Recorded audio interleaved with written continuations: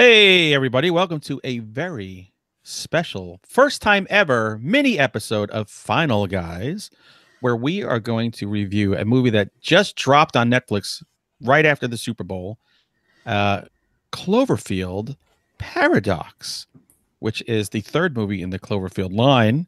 First was the found footage Cloverfield, followed by 10 Cloverfield Lane, which is one of my favorite movies of all time. And now we have no theatrical release.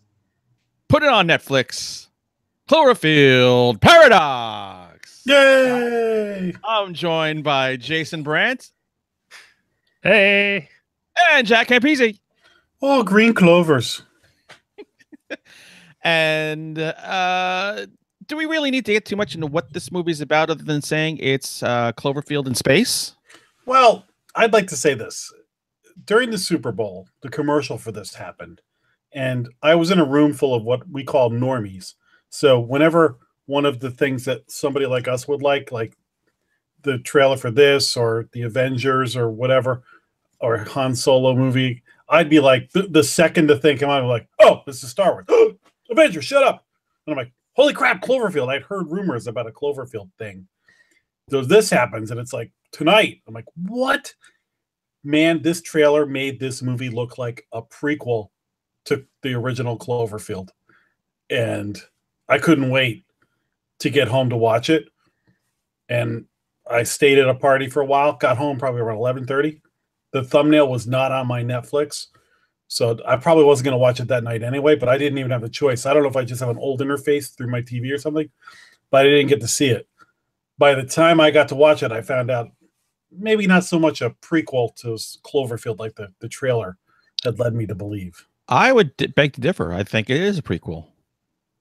I think it is, but in an unusual way. Yeah. Yeah. But I did want to piggyback off what you're saying, Jack. The release of this was something I wanted to touch on right away. It's so interesting how they did this. It's to just release a trailer and say, in 2 hours, this movie's going to drop. No one knew the name of this movie before that trailer came out. No one had ever seen stills or video, nothing. I So thought it was Netflix coming out. This was great. I thought it was coming out in theaters later this year, is what It's I'd supposed to heard. be April. So Yeah. This is, I don't know how they kept that a secret. So They're kudos to brilliant. them on that. It totally fits with the way they've kind of had secrecy with their releases of Cloverfield and 10 Cloverfield Lane, having them name different things, releasing fake news and shit. And I loved it. I thought the release of this was absolutely brilliant. And Netflix continues to do really well in that department. Yeah, it made it a must-watch movie. Also, Bright got so ripped on that you went into that movie with your flinching because you just heard it was so bad. So your view was already affected. So with this, you didn't have a chance to have really bad hype unless you waited a few days to get it. So a lot of people went in with no preconceived notions. So I thought that was a pretty interesting slant for this movie. Well, after watching it, I know exactly why they did that. Yeah. Because like all great franchises, when Freddy and Leprechaun and Hellraiser go to space, it only gets better when you leave the atmosphere. And the third movie in a series is almost always the kiss of death. I mean, I'd heard the rumors it was in space. I thought it was a joke, but it is true. This movie is set almost entirely on a space station hovering above the Earth. All those things you said are true, but for any franchise, something, especially coming off of 10 Cloverfield Lane, this movie should work in space. Did it? We can discuss. Right. I do like the idea that what they're doing, every movie, it's its own thing. Yeah. Yes. So they're not trapped, like Paranormal Activity is trapped in there's a camera hooked to a fan or whatever. And we're doing that. And they're stuck in that mythology. Right. This is, it's a universe. So they're building this universe. You can look at it from all these different angles. I just think that this particular movie is going to piss off a lot of people who are looking for a Cloverfield monster and just wanted to see that through the whole movie. Yes, but 10 Cloverfield Lane didn't really have that either. But that wasn't a really good film, so you could get away with it. Had John Goodman, who was just balls out crazy in that movie. You know, before we go any further, it's interesting you said something. You want to go into 10 Cloverfield Lane is your favorite Cloverfield movie? Yes. Oh, that's like, funny. by far. The first one I think is way better than the second one. Did we see the first one together? We did. Playing We were hooky at both work? we were both pleasantly surprised by that movie. I thought 10 Cloverfield Lane was good, but I thought it's sort of like a one and done. Like you see it once you know what's going to happen. It's not. To me, the performances that are so strong. I watch that over and over and over again. But like I've watched Cloverfield over and over again. So Yeah, I love both those movies. I love that they're so different, and you're not even sure if they're in this. They're probably not even in the same world. They may be, but they may not be. So Right. I kind of like that they just went with that vague. That is a discussion for the end. I do have a title for this movie. It's called CERN is Evil. Because this is all about shitting on the Large Hadron Collider in Switzerland. Which I wrote a book about as well called The Dark. And in mine, bad shit happens. Yeah, we all know when you turn that thing on, make God particles, you're going to open up hell, not heaven. The original title of this movie was supposed to be God Particle. Was it? Yeah. No, that makes sense. And if you look online, you can see somebody has written like the differences between the original script and it is now. I did not take the time to read that article. Well, I'll just do a quick recap. It's these 6 or 7 scientists are in the space station running what is essentially CERN, a Hadron Collider, in space because the world is going through this incredible energy drought. And if they don't figure out a way to create space, energy up in space, then everything's going to collapse. Wars are starting. Well, they're in space because it's so dangerous what they're doing. It's so dangerous. But, you know, the LHC here, how many miles does it run underground? But up there in space, they can do it in this short little area. I don't understand that, but whatever. If you're into science and logic, this movie's going to piss you off royally. But it's basically them trying to figure out a way to solve the energy crisis. And you go from there. Yeah, I mean, you know, that's really what it is. And shit goes haywire. Which you could never see coming. And it's starring the guy, again, I forgot his name. He was in Civil War. He's in this movie, the TV show, The Alienist that I'm watching. I think his last name is Brule. He plays the main character, German. Oh, yeah. So he's a fine actor and brought a little gravitas. And also the guy who was in Bridesmaids, and he's got a good part in Thor: The Dark World. Chris O'Dowd. I love him. He was the best part of the movie. Yeah. What they missed in this movie is you have a limited cast. And if you just follow the plot of Alien or The Thing, just do this. Limited cast. Give each person some real character in this. They didn't. They were all just pieces of plastic that were just moved about, I thought. So let me explain kind of...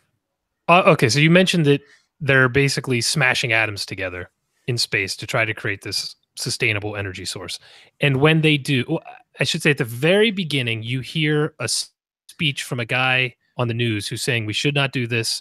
When this happens, crazy things could happen. He said that it could rip a hole. What's that?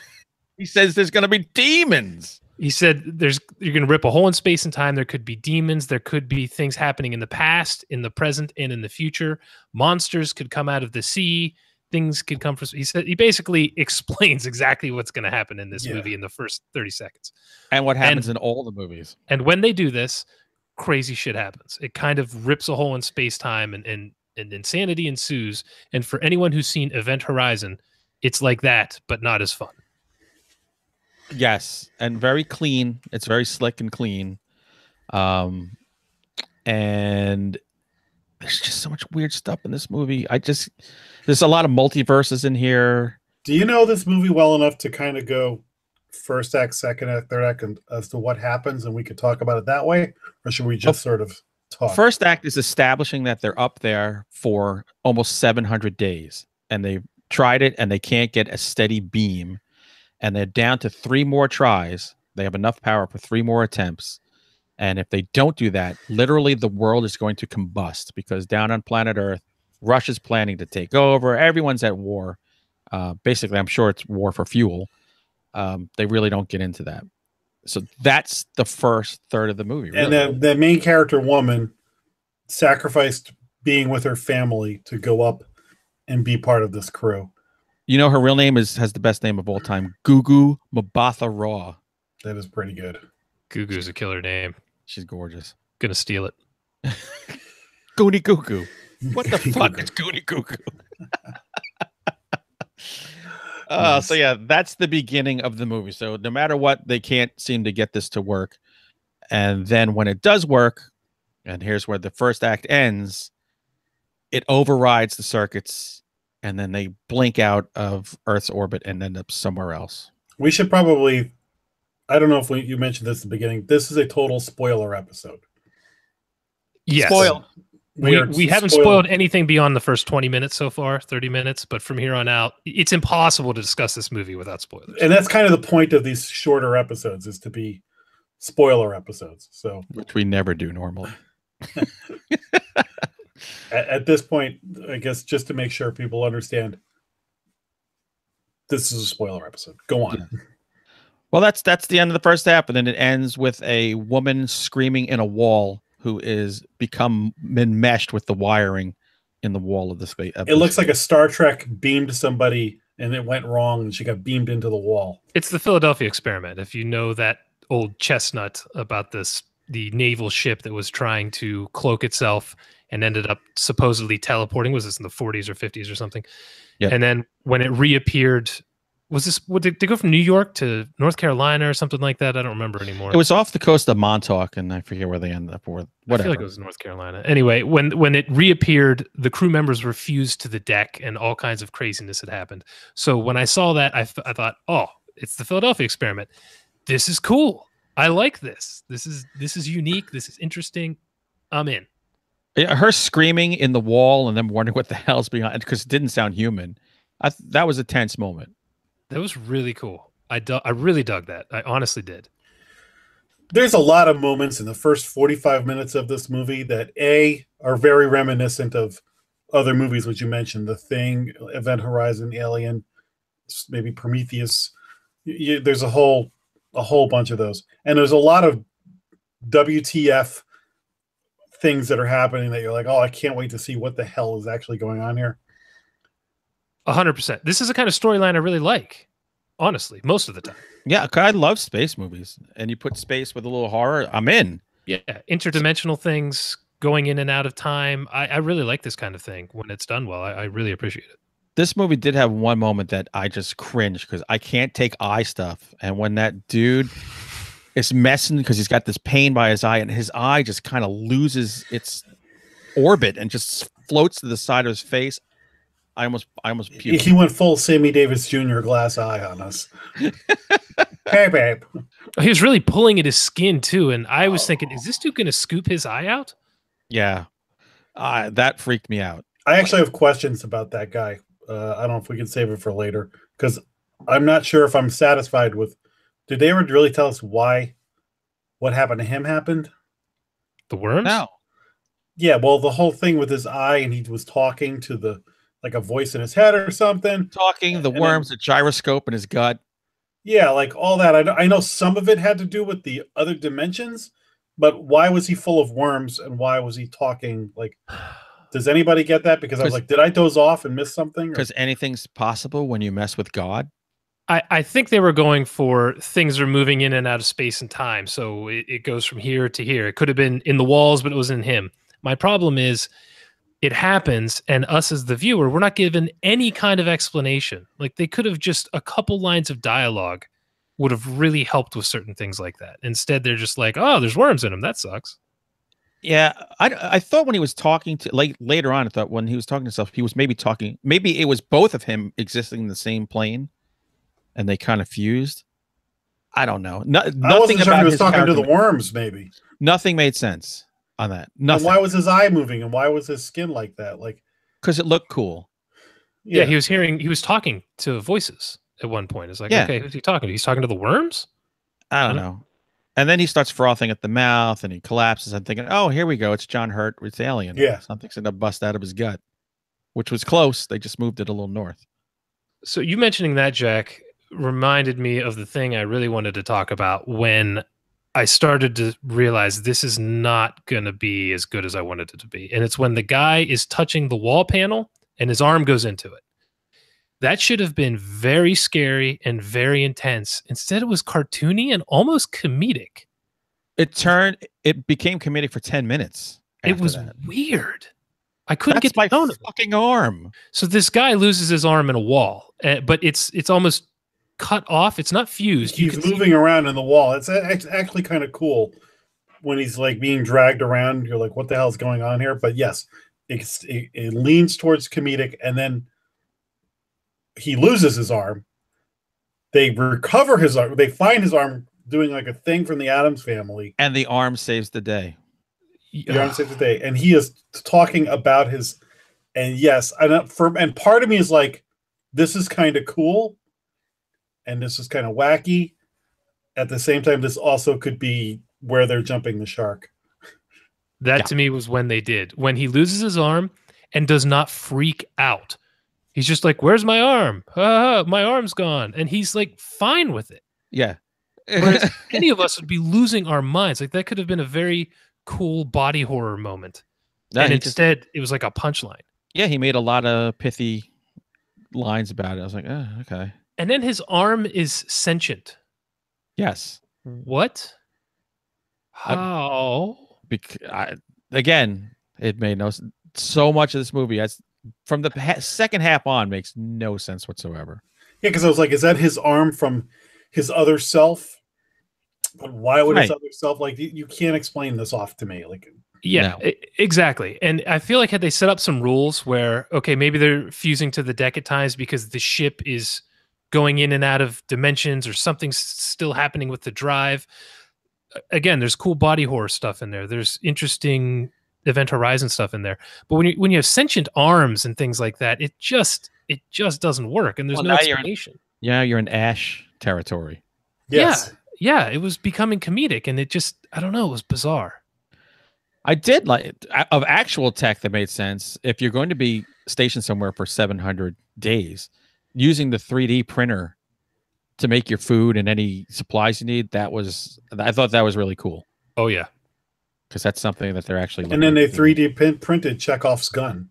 That's what I wanted to ask. Where did he get the blueprints to print that gun? Wikipedia.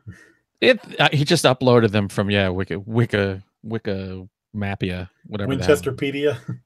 It's a Winchester repeating ray gun. Oh God, how far do we go into this? Because the last 20 minutes are so mind-bogglingly dumb. Well, that's the thing. For 45 minutes, I'm like, oh, this might not be bad. It gets to the middle of the movie, and I start to lose interest. And literally, towards the end, I'm just like, I'm bored. They have not engaged me. And every time like something kind of cool happened, it would still lose momentum. And so by the end, I was just like, okay. It was really at the arm thing when I started like, oh no, I'm not getting this anymore. When they were doing the spacewalk to fix the part of the ship that exploded, and I just looked, I said, hey, I wonder which one of them is going to make the ultimate sacrifice. And sure enough, he did. I'm like, with the usual deception. Hey, look over there. I just watched Life, and then I watched this. Mm-hmm. And I'm like, oh. Life showed that you could make a really good space movie and it be clean looking and well lit and still be creepy. And that starfish thing is better than his arm. Yeah. Yeah, I feel like we should talk about the last act, because that's where some of the interesting storyline stuff was. Not that it all worked right, but there was ideas there that were good. They just, I felt like it wasn't done the best way. So when they get back to Earth, they realize Earth is they're in a different dimension basically, and that's a different Earth with different history, different people, and that Earth is in the middle of a world war. Right. So I like this. This is interesting. And then they just didn't quite take it the way I wanted them to. I think that you could explain every step they took in that second half. When they should have gone left, they went right every time. Yeah. Did you like when the woman got frozen? That's the one time they got the science right. I thought that was if I actually saw pretty cool. If I saw water streaming out into space, like water, I was going to get really pissed off. So the fact that it froze on contact with space, I was like, all right, that's kind of cool. And then Princess Leia flew back into the ship. Oh, by the way, everyone on that ship could speak Chinese. She could understand English, but she couldn't speak English. I'm so happy you brought that up. I've been ranting about this for years, that they're trying to hit the Chinese market. So they put Chinese characters in. This movie went a step further and didn't have her speak English At all. Everyone had to learn Chinese to communicate with her. She could have just learned goddamn English and it would have been a lot easier. Nope. It's why my wife went to sleep, because she has a hard time reading the graphics with her glasses. She's just like, if she's going to keep talking, I'm going to bed. And she just rolled over and took a nap. Here's another thing that pissed me off. So this is it becomes a thing of who's trying to sabotage the ship. Is it the android? I mean, is it the German guy? Or, is it the girl in the wall? And we got to get back to our time, but we got to get her back onto her planet with the plant, the schematics for this thing that has never worked. So we tried all these times. The one time we did try, it was quasi-successful. It shot us into another dimension. So here's the plans. I hope it saves your Earth, and we're going to save our Earth with it. And then they fire everything up after they've destroyed half the ship. Yeah, the whole ship is like half the ship is destroyed. They have not even touched a schematic or tried to reprogram anything since the last unsuccessful attempt. And it zips them back with no problems and solves the world's energy crisis. It's like restarting your computer. That fixes everything. How's that possible? That drove me nuts. Yeah. Drove me nuts. So before I get into the overall mythology with the rest of the movies, I did want to say at the end, and just again, we're doing hardcore spoilers here, people. When the pod is coming back and we see the Clover monster, it is above the clouds. Yeah, he's riding it. That thing is 30,000 feet tall. Yes. That thing dwarfs Godzilla. So a friend of mine saw this movie right after the Super Bowl. So when I got into work, he goes, "Oh, I saw it." And I go, "Yeah, so is it like a sequel or a prequel to Cloverfield?" And he goes, "It is as related to Cloverfield as Split is to Unbreakable." He goes, "You'll know what I mean." Right. And when I came back, I go, "It's less connected, but I see exactly what you mean because of that stinger right at the end where they show the monster really quick. The monster's way bigger and whatever, but like that's like the..." So yeah, on that Earth, they have no shot because Correct. That monster is the size of a continent. Yes, you're not bringing that down. But because they've now opened up these multiverses, so on the versions we've seen, we don't even know what version of Earth we've seen in the other two movies, because the second one didn't seem like it was connected to the first. No, because it wasn't a Cloverfield monster. It was like a flying saucer. Yeah, it was aliens. Yeah. So they could, I guess the idea is we could go any direction we want now because we're using multiverses and we could put any monster we want in these. I saw a great, it was a thing on a website. It said, "A simple chart to explain the connection of the Cloverfield movies." And it's like 3 lines. And it's like, so there's this one, and it's the furthest down the line, this happens. And then there's lines that go back to the other lines a little further back for each one. Like, this is the first Cloverfield movie and a little drawing of a monster. This is the second Cloverfield movie, and here's a little monster. And then I guess there's going to be another Cloverfield movie that takes place in like the 1940s during the war. Yeah, Jason has that. Yep. He said part 4 is this year. So essentially, yes, there's going to be multiple realities where they dump these little Cloverfield monsters or something else. Yeah, so this movie is a prequel to the first one in that it is what created the rip in space and time that brought the monsters, brought the aliens, whatever's happening in each universe. So it is in that regard, but I have a feeling a lot of people are going to watch this, see a similar looking monster at the end of this and think it's the beginning of Cloverfield, and it is definitely not. That is a different planet. Right.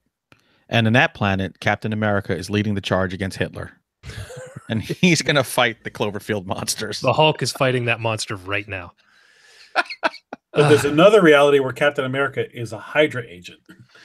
Hail Hydra! So that was actually part of my issue with this is when the guy on Earth goes to the bunker, I'm thinking, oh, is that the bunker? Is this Right. the tie-in? So they put tie-ins there that I feel like are going to confuse a lot of people to thinking they're on the same planet, and they're not. So No.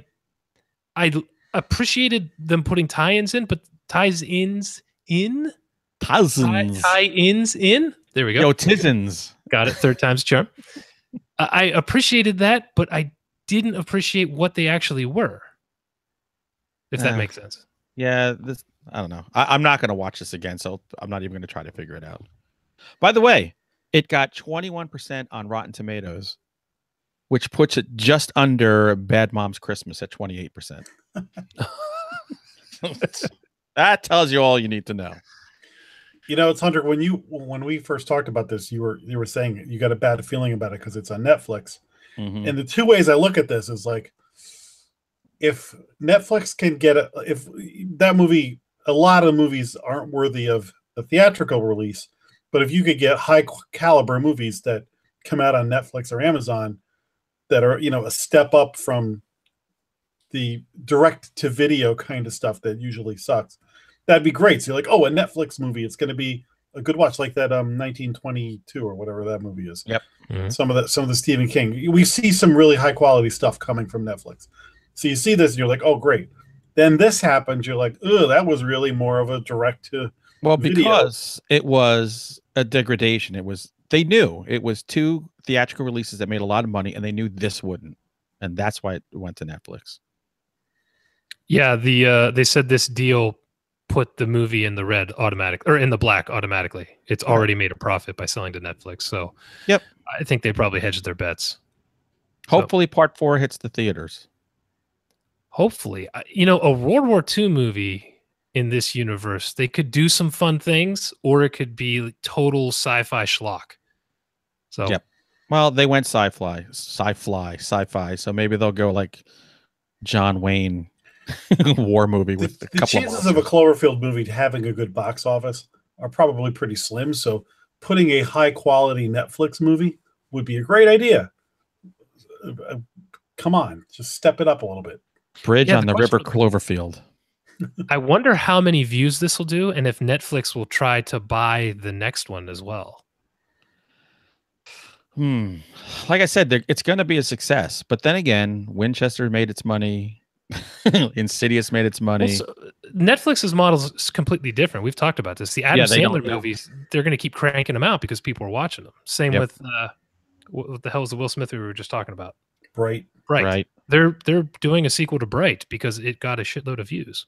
So I have a feeling a lot of people watch this. I can't wait till my Netflix subscription is $100 a month. Well, that's where it's going to go. Notice it's going up. Mm-hmm. It has to. They're doing so much; it's ridiculous. Maybe save a couple of bucks on Will Smith and keep our prices down. Make more 1922 in Gerald's game, please. Mm-hmm. Oh, they make 1923. You guys watch Godless yet? No, that's too much. Good. That's such an investment of time. It's only 7 episodes. Oh, is that it? But aren't they like 2 hours each? No, they're not. Why did I think they were that long? That's good. All right.